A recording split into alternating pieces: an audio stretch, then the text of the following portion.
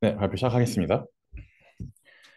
안녕하세요. 제가 오늘 발표한 논문은 ATC 24년에 발표된 Scala Cache Scalable User Space Page Cache Management with Software and Hardware Coordination입니다.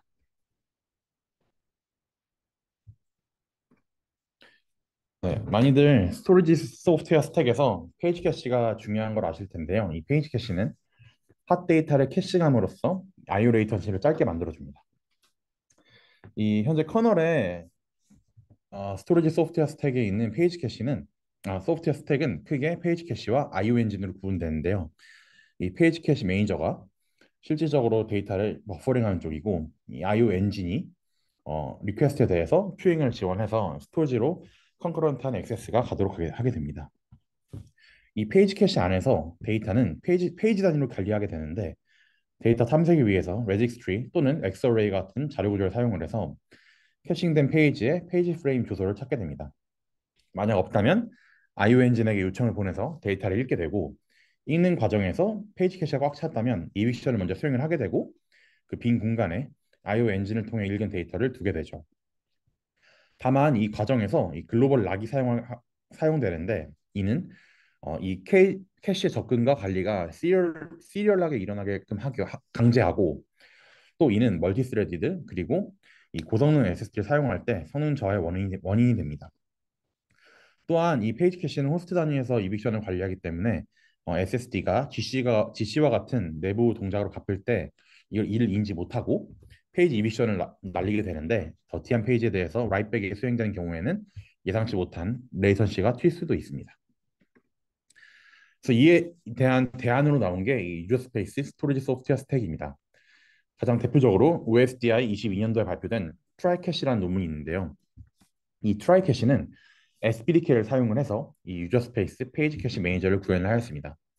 앞서 커널 같은 경우에는 인터럽트 기반 그리고 락이 많아서 스토리지 성능을 제대로 뽑아내지 못하였는데요. 이 SPDK는 폴링 기반으로 컴플리션을 하게 되고 또 락 프리로 디자인되어 있기 때문에 이걸 사용함으로써 IO 프로세싱의 효율을 개선시킬 수 있었습니다. 이 트라이 캐시 구조를 보시면 클라이언트 스레드 말고도 페이지 캐시 매니저 스레드가 있게 되는데 이 각 페이지 캐시 매니저는 CPU 스레드로 클라이언트로부터 온 리퀘스트를 페이지 단위의 해시 알고리즘을 사용을 해서 각 페이지 캐시 매니저 스레드로 나눠지게 됩니다. 그러면 각 페이지 캐시 매니저 스레드들은 자기에게 온 리퀘스트에 대해서 인터널 인덱스를 체크를 해서 데이터가 캐싱된지를 체크하고 없다면 SPDK를 활용해서 데이터를 읽어드리게 됩니다. 다만 이 구조에도 여전히 문제점을 존재를 하게 되는데요. 이 클라이언트는 SSD로부터 데이터를 읽기 위해 페이지 캐시 매니저와 통신을 하게 되고 다시 이 페이지 캐시 매니저는 SSD와 통신하는 이 커뮤니케이션 오버헤드가 발생하게 되고요. 그리고 페이지 단위로 해싱을 함에 따라서 각 페이지 캐시 매니저들은 불연속적인 페이지들에 대해서 요청을 할 수밖에 없게 됩니다. 이로 인해 각 스레드들이 던진 요청은 불연속한 페이지이기 때문에 하나의 큰 IO로 머징할 수 없게 되고 그로 인해 이 리퀘스트 프래그멘테이션이 발생을 하게 돼서 매니저와 SSD 간의 커뮤니케이션이 상당히 많아지게 됩니다. 그럼 두 개의 커널 스토리지 스택과 유저 스페이스 스토리지 스택이 각 문제점들을 분석을 한번 해보도록 하겠습니다. 현재 이 분석에서는 MDS 벤치마크를 사용을 하였고 트라이 캐시 유저 스페이스의 경우에는 SSD당 두 개의 코어가 페이지 캐시 매니저로 사용이 되고요. 이때 사용한 SSD는 QEMU 환경으로 리드에 대해서 18 마이크로섹, 라이트에 대해서 35 마이크로섹이 레이턴시로 설정되어 있습니다. 우선 왼쪽 그래프를 살펴보시면 아이디얼은 이제 스케일러블 하다는 가정하에서 수학적으로 계산한 값인데요. 아이디얼 성능에 대해서 커널과 트라이캐시 모두 미치지 못함을 알 수 있게 됩니다.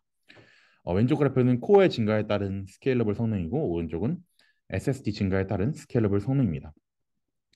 그럼 우선 커널 스토리지 스택에 대해서 분석을 먼저 진행을 해보자면 이 CPU 타임 브레이크다운을 볼 건데요.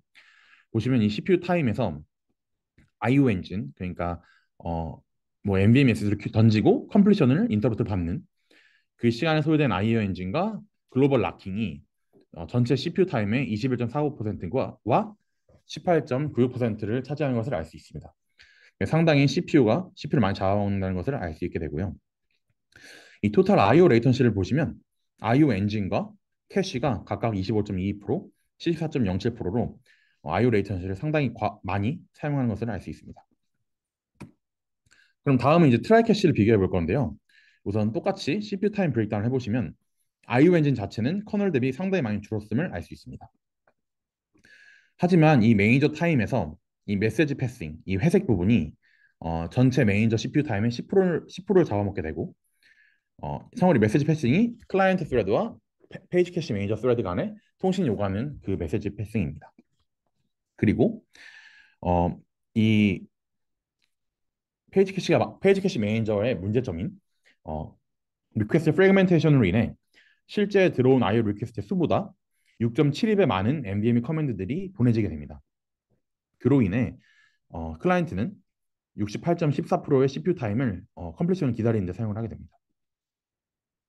그럼 이제 이 IO 레이턴시 브레이크다운을 보시면 이 큐잉, 매니저와 SSD 사이의 큐잉이 전체의 77.74%, 그러니까 커뮤니케이션 오버헤드가 상당히 큼을 알 수 있습니다. 앞서 분석들을 기반으로 이제 발견한 호스트 센트릭 캐시 매니지먼트의 문제점은 크게 세 가지로 정리할 수 있겠는데요. 우선 CPU 텍스, 커뮤니케이션 텍스, 그리고 인터피어런스 텍스입니다. CPU 텍스에 대해서 먼저 살펴보면 우선 커널과 트라이 캐시 모두 CPU를 과하게 사용을 하게 됩니다. 따라서 SSD 증가에 따라서 성능이 스케일러블 하지 못했습니다. 두 번째로 커뮤니케이션 텍스가 있습니다. 커널의 경우 이 부분에서의 컨텍스트 스위칭, 그리고 페이지 캐시 매니저에서의 글로벌 락, 그리고 커널 IO가 이 컴플리션을 밟는 이 인터럽트 서비스 루틴, 이 전체적인 게 모두 커뮤니케이션을 느리게 만듭니다. 트라이 캐시의 경우 이걸 좀 빠르게 만들기 위해서 이 SPDK, 유저 스페이스 어프로치에 사용을 하지만 여전히 페이지 캐시 매니저는 존재하기 때문에 어플리케이션과 페이지 캐시 매니저 간의 커뮤니케이션 오버헤드 발생하고 앞서 말했듯이 리퀘스트를 해싱해서 나눠 가지는 구조 때문에 생기는 리퀘스트 프래그멘테이션이 이 IO 엔진과 NVMe 간의 커뮤니케이션도 증가를 시키게 됩니다. 마지막으로 이 인터피어런스 텍스의 경우 논문에 별도 분석은 없지만 호스트에 기반을 하다 보니 SSD 내부적으로 발생하는 GC 타이밍을 몰라서 페이지 이비션과 같은 이 크리티컬 패스에 있는 라이트이 지연되는 경우가 생길 수 있습니다. 따라서 논문은 스칼라 캐시를 제안하게 됩니다. 스칼라 캐시는 유저 스페이스 페이지 캐시 매니저로서 하드웨어 소프트웨어 코디네이션을 통해서 스케일러빌리티와 이피션시를 보장을 하는데요. 우선 스칼라 캐시는 CSD로 페이지 캐시 매니저를 오프로드를 하게 됩니다. 이때 페이지 캐시 호스트 메모리는 이 CMB 기능을 이용을 해서 관리를 하게 되는데요. 이 CMB가 호스트 메모리 버퍼로 현재 SPDK는 HMB 기능이 없어서 이를 추가하고 디폴트 HMB 크기를 늘렸다고 합니다.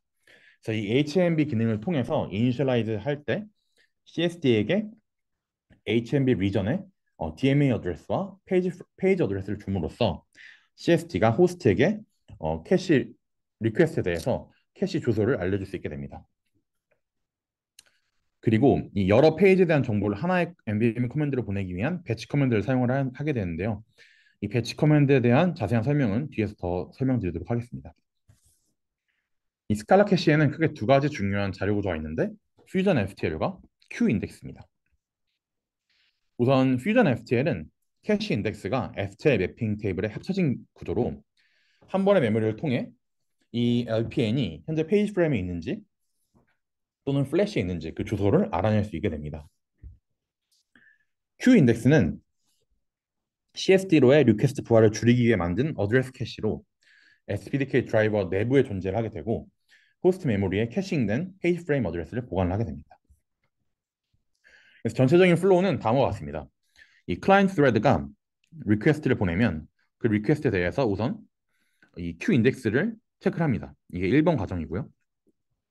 킷이 난다면 바로 그 캐싱된 페이지에 접근해서 요청을 수행을 할 수 있게 되고 아니라면 없는 페이지들에 대해서 이 없는 페이지들에 대한 정보를 하나의 NVMe 커맨드로 담아서 CSD로 전송을 하게 됩니다. 이게 2번 과정이고요. 그러면 퓨전 FTL은 들어온 커맨드에 대해서 어드레스 트랜슬레이션을 진행을 해서 캐시된 페이지라면 페이지 프레임 어드레스를 리턴하게 되고 캐시되지 않은 페이지라면 랜드로부터 페이지를 읽고 그거를 HMB 리전에 있는 페이지 프레임에 담아서 이제 모든 리퀘스트에 대한 페이지 프레임 어드레스를 담아서 호스트에게 반환하게 됩니다. 그럼 이제 각각 요소에 대해서 살펴보도록 하겠습니다. 우선 퓨전 FTL은 퓨전 페이지 넘버라는 걸 제공합니다. 이제 기존 FTL이라면 LPN to PPN, LPN도 이제 플래시 어드레스를 주소를 매핑을 할 텐데요. 여기서는 페이지 프레임 어드레스와 플래시 어드레스를 유니파이드된 하나의 어드레스로 이 퓨전 페이지 넘버를 관리하게 됩니다. 근데 이 퓨전 페이지 넘버가 그렇게 복잡한 구조는 아니고요. 간단하게 말하면 이 most significant 비트를 사용을 해서 현재 담긴 주소가 페이지 프레임 어드레스인지 플래시 어드레스인지를 확인하게 됩니다. 그리고 만약 이 페이지 프레임 어드레스를 담았다면 호스트 메모리 존재한다는 뜻인데 이 데이터가 이빅트된 순간이라면 다시 이 FPN은 플래시 어드레스를 가리켜야 합니다. 그걸 위해서 이 original flash 어드레스라는 곳에 이 캐시된 페이지의 플래시 어드레스를 백업으로 갖고 있게 됩니다. 그리고 이 캐시 인터페이스로는 핀, 언핀 인터페이스를 사용하게 되는데요. 이로 인해 이 스칼라 캐시는 락 프리 캐시 매니지먼트를 지원을 할 수 있게 되고 핀, 언핀 인터페이스는 간단하게 말해서 호스트가 특정 페이지를 핀하겠다 또는 언핀하겠다라는 리퀘스트를 내려주면 핀 같은 경우에는 이제 호스트 캐시에 두게 되고 이빅트 같은 경우에는 언핀된 그러니까 레퍼런스 카운트가 0인 페이지에 대해서만 발생하게 됩니다. 그럼 이제 퓨전 FTL이 리퀘스트를 각각 케이스에 대해서 어떻게 핸들링하는지 살펴보겠습니다. 우선 첫 번째로는 들어온 리퀘스트가 페이지 프레임에 이미 캐싱된 상황입니다. 그럼 리퀘스트가 들어오면 이 LPN에 대해서 FPN을 확인하게 됩니다. FPN을 확인했는데 most significant 비트가 1이어서 이게 페이지 프레임 어드레스라면 바로 이 페이지 프레임 어드레스를 호스트에게 리턴해 줍니다. 두 번째로 캐시 미스가 발생한 순간입니다. 들어온 요청에 대해서 LPN 트랜슬레이트를 해서 FPN을 확인했는데 most significant 비트가 0인 것을 알 수 있죠. 그러면 이건 플래시 어드레스이기 때문에 플래시 페이지를 리드를 하고 그 데이터를 우선 HMB 리전에 DMA를 통해서 보내게 됩니다. 그러고 나서 이 FPN을 페이지 프레임 어드레스 바꿔줘야 되는데 바꿔주기 전에 플래시 어드레스를 우선 OFN 오리지널 플래시 어드레스에 백업을 해두고 FPN에 있는 엔트리를 페이지 프레임 어드레스 바꿉니다. 그리고 이 페이지 프레임 어드레스를 호스트에 리턴해주게 됩니다. 이 경우에서는 HMB 리전에 프리 페이지 프레임이 있었는데 이제 마지막으로 캐시 미스가 발생했고 프리 페이지 프레임이 없는 경우에 대해서 살펴보겠습니다. 우선 없는 경우에는 클락 폴리시에 의거해서 레퍼런스 카운터 0인 페이지 중 이빅션을 수행을 하게 되고 만약 만약 이빅트된 페이지가 클린이었다면 그냥 바로 이빅트를 하고 OFN에 있는 플래시 어드레스를 리스토어를 하게 됩니다. 만약 더티라면 플래시에 다시 데이터를 새롭게 적고 그 새롭게 적힌 데이터를 FPN에 적게 됩니다. 그리고 이제 앞서 캐시 미스 이제 프리 페이지 프레임이 생겼으니까 앞선 캐시 미스와 동일하게 수행을 하게 됩니다. 이렇게 퓨전 FTL이 어떻게 동작하는지를 확인해 보았는데요. 이 스칼라 캐시는 추가적으로 Q 인덱스라는 것을 도입을 하게 됩니다. 이 Q 인덱스를 도입한 이유는 이제 너무 잦은 리퀘스트가 CS로 내려가면 CSD에는 코어가 많이 없기 때문에 너무 지나치게 오버로드 될까봐 이 트랜슬레이트 된 페이지 프레임 어드레스를 호스트에 버퍼링 하게 됩니다. 이건 이제 SPDK 드라이버 내부에 존재한다 하고 간단한 해시 테이블을 이용해서 구현을 하였습니다. 그리고 이제 호스트는 핀 리퀘스트, 언핀 리퀘스트를 보내게 되는데 이때 각각 핀과 언핀 리퀘스트에 들어있는 여러 불연속적인 페이지에 대해서는 이 페이지의 주소를 하나의 NVMe 커맨드에 담아서 호스트에게 한 커맨드로 동시에 보내게 됩니다. 예를 들어 여기 그림을 살펴보시면 우선 Q 인덱스에 이 4개 어드레스, 4개 페이지에 대한 요청이 들어왔을 때 우선 Q 인덱스를 살펴보고 Q 인덱스를 살펴봤을 때 2개의 페이지는 히시고 2개의 페이지는 미스입니다. 그러면 이 빔랩에 0101이라는 정보를 담고 NVMe 커맨드에 보내게 되면 NVMe 커맨드는 그 퓨전 FTL은 미스된 페이지에 대해서만 로드를 수행을 하고 페이지 프레임에 넣은 뒤 이제 각 미스된 페이지에 대한 페이지 프레임 어드레스를 호스트에 다시 보내주게 됩니다. 이렇게 두 개의 페이지가 미스인 경우에도 하나의 커맨드로 어, 완료가 되는 것을 볼 수 있습니다. 기존 트라이 캐시의 경우 이렇게 불연속적인 두 개의 페이지에서는 두 개의 커맨드를 수행을 했어야 되는데 이 스칼라 캐시는 하나의 커맨드로 배칭이 돼서 처리되는 것을 알 수 있게 되고요. 그리고 이 각각 커맨드에 대한 컴플리션 때 스칼라 캐시는 현재 CSD가 GC가 이루어지고 있는지의 여부를 이 컴플리션 큐의 리스폰스의 한 개의 비트를 활용해서 피기베킹으로 알리게 됩니다. 그래서 만약 GC가 발생하고 있다면 클라이언트는 오래된 페이지가 아닌 클린 페이지를 먼저 우선시해서 이빅트를 시킴으로써 GC 어웨어한 리플레이스먼트 폴리시를 수행을 할 수 있게 됩니다. 마지막으로 컨커런트 액세스를 위한 파티셔닝입니다. 사실 상당히 간단하고 현재 이미 SSD에서도 적용되는 부분인데요. 이제 마치 STL 내부 파티셔닝처럼 로지컬한 어드레스 스페이스를 여러 스트라이프로 쪼개고 각각 나눠 가지게 됩니다. 그래서 리퀘스트가 들어오면 이 서브 어드레스에 기반해서 여러 서브 리퀘스트를 쪼개고 그 서브 리퀘스트를 각각 담당하는 코어에게 전달하게 됩니다. 또 이 각 코어들은 이 파인 그레인한 이 서브 리퀘스트 분리를 위해서 이 페이지 캐시 프레임과 렌즈 다이 또한 이제 골고루 나눠져 있다고 합니다. 그래서 각 코어가 맡고 있는 페이지 프레임과 렌즈 다이는 분리되어 있기 때문에 좀 쉽게 스케일러블 이 컨커런트 액세스를 지원한다고 말을 하고요. 그리고 여러 SSD들을 지원하는 경우에 대해서도 비슷하게 글로벌 어드레스 스페이스를 파티셔닝 시키고 이 파인 그레인된 서브 리퀘스트 분리를 통해서 자연스럽게 CSD와 그 CSD 안에 코어 간 균형 잡힌 로드 디스트리뷰션을 지원을 한다고 합니다. 이벨리에이션 셋업입니다. 스칼라 캐시의 경우 SPDK 22 버전을 기반으로 만들어져 있고 캐시 사이즈는 SSD 캐패시티의 18.75%를 기반으로 18.75%를 사용을 한다고 합니다. 그리고 이 CSD를 에뮬레이트 하기 위해서 FEMU를 사용을 하였는데요. 이 FEMU에게는 24개의 코어가 세팅되었고 128GB의 D램을 사용을 합니다. CSD 내부엔 4개의 코어가 존재하고요. 이 NVMe CSD의 퍼포먼스는 18 마이크로세컨드 리드 레이턴시, 35 마이크로세컨드 라이트 레이턴시입니다. 그리고 CPU 프리퀀시는 이제 기존 다른 CSD 용어도가 동일하게 이 낮은 성능의 암코어를 에뮬레이트하기 위해 프리퀀시를 떨어뜨렸다고요. 왼쪽에 보이신 것처럼 다양한 리퀘스트 크기와 히트 레이시오 그리고 한니스를 가진 여러 개의 벤치마크를 사용을 하였습니다. 워크로드를 사용하였습니다. 그럼 우선 밴드위스 퍼포먼스를 확인해 보겠습니다.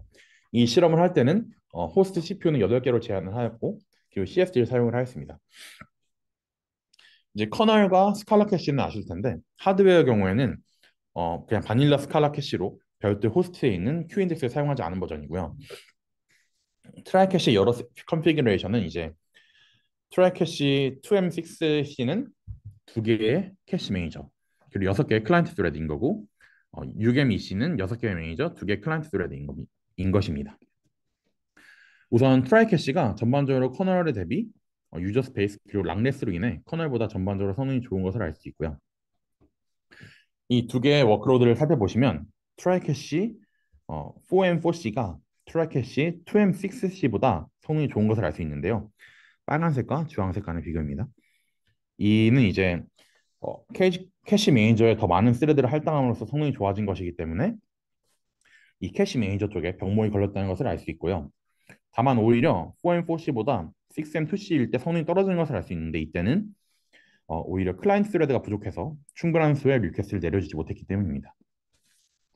스칼라 캐시 에버리지를 보시면 스칼라 캐시는 커널 그리고 하드웨어 그리고 모든 설정에서 트라이 캐시보다 평균적으로 좋은 성능을 보입니다. 이는 스칼라 캐시가 호스트 CPU 텍스와 커뮤니케이션 텍스를 없앴기 때문에 그리고 더 많은 클라이언트 스레드를 사용할 수 있었기 때문에 발생하는 성능 이점입니다. 그럼 이제 트라이 캐시 쪽을 좀 더 성능을 분석해 보기 위해서 8개의 코어를 클라이언트 스레드로 고정을 하고 2개, 4개, 6개의 클라이언트 스레드 그 호스트 페이지 캐시 매니저를 둠으로써 성능 비교를 해보았습니다. 우선 보시면 트라이 캐시의 캐시 매니저 스레드의 수가 증가할수록 커뮤니케이션 코스트가 커지기 때문에 성능 개선에는 한계가 있는 것을 알 수 있습니다. 스칼라 캐시가 트라이 캐시 2M 두 개 메이저 대비 28.68%, 네 개 메이저 대비 11.53% 성능을 개선한 것을 알 수 있었고요. 다만 논문에서 자세히 설명을 하진 않지만 설명이 없지만 트라이 캐시가 오히려 아니 스칼라 캐시가 오히려 트라이 캐시보다 성능이 안 좋은 지점이 세 군데 있는데요. 논문의 경우 이 경우 설명이 아예 없는데 제가 추측컨대 아무래도 퓨전 FTL이 일반적인 SSD FTL보다는 로직이 좀 더 크고 이 암코어를 사용하다 보니 호스트보다 느리게 되고요. 이 세 개 워크로드의 리퀘스트 크기가 4K 정도입니다. 그래서 프래그멘테이션이 거의 발생을 하지 않아서 아마 트라이 캐시의 커뮤니케이션 오비를 감소하고 그래서 성능이 좀 더 좋은 것으로 보입니다. 다음은 IO 레이턴시 비교입니다. 우선 위에 스칼라 캐시와 커널 그리고 하드웨어를 비교를 해보시면 스칼라 캐시가 커널 대비 78.13% 그리고 하드웨어 대비 56.07% 레이턴시를 감소시킵니다. 이 하드웨어보다 스칼라 캐시가 더 성능이 좋은 이유는 q 인덱스를 사용함으로써 이 클라이언트 스레드의 리퀘스트 패스가 호스트에서 바로 hit이 났기 때문에 이렇게 레이턴시가 56.07% 감소한 것으로 보이고요. 밑에를 비교해 보시면 스칼라 캐시가 트라이 캐시 대비 레이턴시를 53%에서 27% 감소시켰습니다. 이는 CSD로의 오프로딩, 그리고 라이트웨이트한 FTL, 그리고 리퀘스트 패킹으로 인한 커뮤니케이션 오버헤드가 감소했기 때문이라고 보입니다. 다음은 스칼라 캐시의 퍼포먼스 브레이크다운입니다. 우선 트라이 캐시와 비교해서 스칼라 캐시는 클라이언트 매니저 큐잉이 없게 되고요. 이 노란색이 없게 됩니다. 왜냐하면 클라이언트가 바로 CSD로 리퀘스트를 보내기 때문이고 이 트라이 캐시의 매니저 투 SSD 큐잉 대비 클라이언트 투 퓨전 FT 큐잉이 47.07% 낮은 레이턴시를 보였습니다. 이건 이제 앞서 말한 리퀘스트 프래그멘테이션이 없기 때문이라고 보이고요. 왼쪽에 웹메일 때 보면 이 흰색이 other인데요. other인 경우에 캐시와 관련 없는 동작, 뭐 플래시 액세스와 같은 동작들이 포함되어 있습니다. MDS와는 달리 이 웹메일에서는 오히려 이 퓨전 FTL의 others가 커졌는데요. 앞서 말씀드렸다시피 논문에서 이 경우를 아예 다루진 않는데 그 앞서 밴드위스에서 보았듯이 아마 이 웹메일의 리퀘스트 사이즈가 4K 정도로 MDS 32K인가 보다 훨씬 작기 때문에 프래그멘테이션이 발생하지 않고 그로 인해 이 I/O 처리가 빨리 끝나는 것으로 보입니다. 그리고 이 밑쪽에 CPU 타임 브레이크다운을 보시면 이 메시지 폴이 클라이언트 스레드와 매니저 간의 통신으로 이 클라이언트 스레드가 매니저가 끝나길 기다리는 것인데요. 이 메시지 폴이 증가하는 것 자체가 캐시 매니저가 병목이 됐다는 것을 뜻하고요. 그리고 이 빨간색 빨간색 MDS 쪽에 이 IO 엔진 쪽을 살펴보시면 캐시 매니저 증가함에 따라서 이 IO 엔진이 증가하는 것을 알 수 있습니다. 이로 인해 이건 이제 캐시 매니저가 많아짐에 따라서 더 많은 프래그멘테이션이 유발되기 때문이고요. 또 MDS 쪽을 보시면 웹메일과 달리 스칼라 캐시의 IO 엔진 소요 시간이 트라이 캐시보다 짧아지는 것을 알 수 있는데 이는 이제 스칼라 캐시가 여러 페이지들이랑 요청을 하나의 NVMe 커맨드로 배칭시키는 그 프로세스 덕분이라고 말합니다. 마지막으로 스케일러빌리티를 한번 확인해 보겠습니다. 우선 밑에 쪽에 각 워크로드에 대해서 CPU 코어를 증가시킨 실험을 보시면 스칼라 캐시 이 파란색은 우선 모든 테스트 케이스에 비해서 높은 스케일러빌리티를 보이는 것을 알 수 있습니다. 우선 하드웨어의 경우에는 이렇게 뒤에 세 개를 보시면 커널보다 좋은 경우도 있는데 이 앞선 세 개는 커널보다 안 좋은 경우를 보입니다. 이 경우가 이제 하드웨어가 이 CSD에게 너무 많은 리퀘스트가 들어와서 오버로드 된 그런 경우이고요. 그래서 하드웨어 그냥 나이브한 스칼라 캐시만으로는 스케일러빌리티 이슈가 여전히 존재한다는 것을 알 수 있고 그리고 이 오른쪽에 SSD 증가함에 따른 성능을 보시면 트라이 캐시에 오히려 성능이 떨어진 것을 알 수 있습니다. 이건 이제 어, 트라이 캐시의 CPU 텍스 때문인데요. 캐시 매니저의 숫자가 SSD가 늘어남에 따라서 함께 늘어나야 되고 그로 인해 클라이언트 스레드로 쓸 코어가 줄어들어서 이제 리퀘스트가 충분히 안 들어와서입니다. 그래서 이 스칼라 캐시와 하드웨어는 SSD가 늘어남에 따라서 잘 스케일되는 것을 알 수 있습니다. 다만 제가 한 가지 걱정된 것은 이 두 개의 워크로드가 이 밑에 에버리지 리퀘스트 사이즈를 보시면 알겠지만 둘 모두 에버리지 리퀘스트 사이즈가 커서 트라이캐시가 손해를 좀 많이 보는 경우이긴 합니다. 그래서 논문에는 안 나와 있지만 웹메일이나 PM0처럼 리퀘스트 사이즈가 작은 워크로드에 대해서는 트라이캐시가 어떻게 스케일러블 할지는 좀 의문이라고 말할 수 있겠습니다. 네, 컨클루전입니다. 이 논문은 소프트웨어 하드웨어 코디네이션을 하는 유저 스페이스 캐시 매니저인 스칼라 캐시를 개발하였고요. 이 스칼라 캐시는 호스트 메모리 버퍼 기능을 유틸라이즈하는 함으로써 해서 페이지 캐시 매니저를 CS로 오프로딩 하였고요. 가벼운 캐시 인덱스 그리고 IO 패스를 줄이는 것을 통해서 CPU와 커뮤니케이션 텍스를 줄였고 GC 어웨어 리플레이스먼트 폴리시를 사용함으로써 인터피어런스 텍스를 제거하였습니다. 네, 감사합니다.